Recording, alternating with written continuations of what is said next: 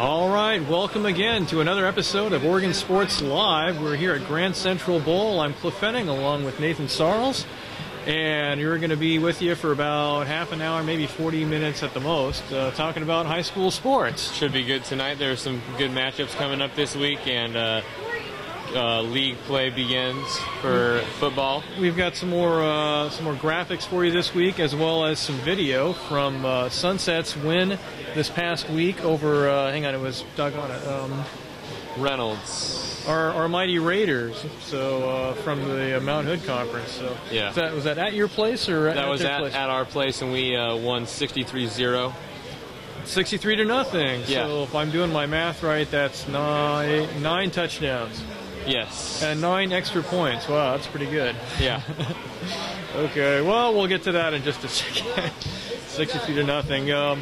Let's see, out there in the rest of the football world, as far as 6A anyway, a big game for the West even, because it was on TV. Lake Oswego over Jesuit, 41-28. Yeah, a big win for Lake Oswego and kind of an embarrassing loss for Jesuit, up 14-0 at one point, ended up losing. Now coming into Sunset, they are kind of coming into a respect match now where they know that they deserve people's respect from how they've played in the past, but this year they just haven't played up to it, especially after losing their quarterback. And Sunset is looking to make a giant statement there too. 63-0. 63-0 over Reynolds is one thing, but beating Jesuit even by 1 point, that's a big statement right there. Yeah. And Sunset doesn't usually beat Jesuit, so. Yeah, speaking of that, the last time Sunset beat Jesuit was 1993, so before I was even born. Was the last time Sunset beat them. How'd you figure that out? Just some fact checking this week through school. A bunch of people looked into it, and the athletic director helped us come up with that one as a little bit of extra motivation if we didn't have enough already for our matchup versus Jesuit. Wow, you're going to the history books. 1993. Yeah. I'm waiting for that to show up in some other media. But hey, awesome. Way to go. Nice job. 93, that's what is that, let's see, that would be 18 years ago. That's, yowza. It's a lot of games. That's a lot of games. Where was I in 93? I guess I would have been in Roseburg. That was before Troy Polamalu even hit high school, so. And I covered his brother down there. So anyway, wow, that's a big game. So here, let's real quickly get to the football rankings across the state. Roseburg is number 1 in 6A. Sherwood's number 1 in 5A. Siuslaw, Rainier, Scio, and Perrydale. Actually, we can do it. Oh well. Okay, so that's your top rankings this week.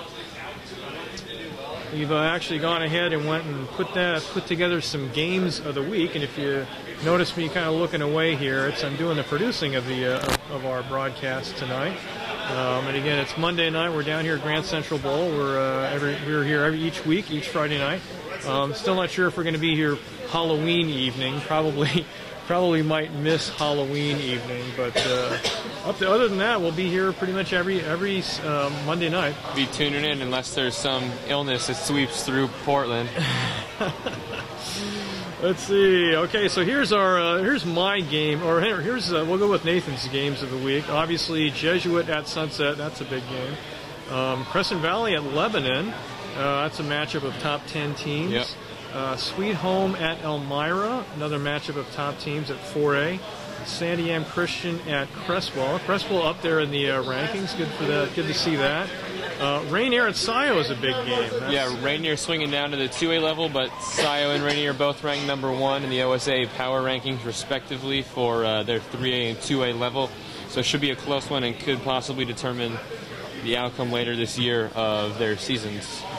So in Class 1A, we're leaving that one a little bit open. No huge matchups to look forward to this week at the 1A level, unfortunately. Down at 8-man, so we'll be paying attention to you guys to see what happens during the week. But right this week, we're not hanging on.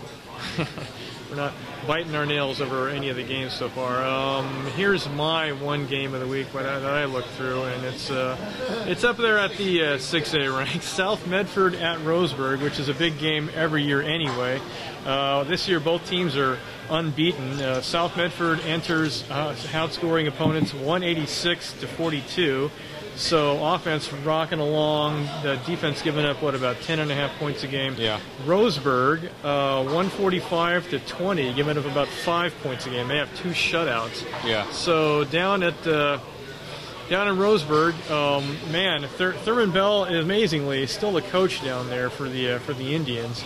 Was there when I was working down. He's been there for a really long time. Yeah. I remember watching him coach the I want to say it was the '89 state championship game. They played Ashland, and or maybe it was '90. It was one of those years in there. Probably one of the best high school games I've seen. I remember Coach Rich Brooks was there, and he said it was the best high school football game he had seen. And they lost. Wow. They lost to Ashland 23-21. Yeah, it was like, wow. Still ranks right up there because it was so back and forth, and there were so many fantastic plays on both sides, and it ended up with the quarterback for Roseburg, Greg Burke. He ended up being the field goal kicker in the game too, and he had a field goal blocked as time expired. That's tough. They lost by 2 points. So, Ashland has had they've had some pretty entertaining stories come through their school from winning various sports, even. I want to say, girls basketball a few years back, just from out of nowhere. I mean, maybe it was volleyball, one of those. But they've, come from out of nowhere every once in a while. But all righty, so that's our games of the week for football, including Class 6A. Let's see. So hey, around the school, if everyone getting kind of excited about everyone Jesuit? is very pumped up. We beat our opponents 183-14 so far, giving only those 14 points up in our first half of our first game to Gresham. Wow. But we haven't had the toughest schedule: Gresham, Centennial, Reynolds, and Forest Grove. So nothing too tough, but we are 4-0, so that's good to see. Coach Riley's really prepared the whole team well, but everyone is really pumped up for the Jesuit matchup. Our biggest rival in state, in Metro, could decide Metro this year, especially with how Jesuit's playing. Westview's not up to what we thought. And Lois having not quite last year. Yeah, Lois having a rough go, so we're kind of, if we can win this game versus Jesuit, then maybe the team to beat in Metro, and so everyone's really excited just to play the matchup. I think Friday I will be at let me get a little bit of water. Hey, we're actually going to take a break here in just a second. Can you pass that over there? This, I guess, Friday I'll be at Jefferson High School. That's my neighborhood school. Watching Benson, my alma mater, play Jefferson. Let's see, that's 1-3 playing host to 0-4. Gonna be a challenge to. It'll be a fun game, but always a very significant rivalry for just decades. So it's one of the oldest rivalries in the city. But they've both had a rough go of it this year.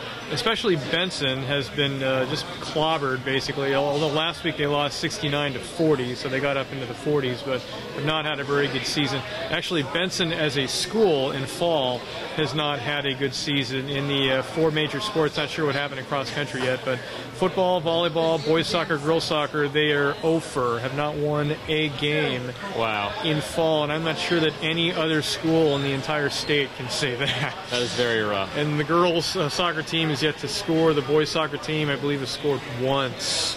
So they're just getting creamed all over the place. So, and one of my daughters playing soccer, 9-year-old, and one of her teammates, her brother's playing for Benson. So, that's my alma mater. I got to be pulling for my home school against my neighborhood schools. Yeah. Alrighty, that'll be our football segment here. We'll take a short break, and we'll come back and talk a little volleyball. This is Oregon Sports Live. I'm Cliff Henning, along with Nathan Sarles. We'll chat with you in just a second here.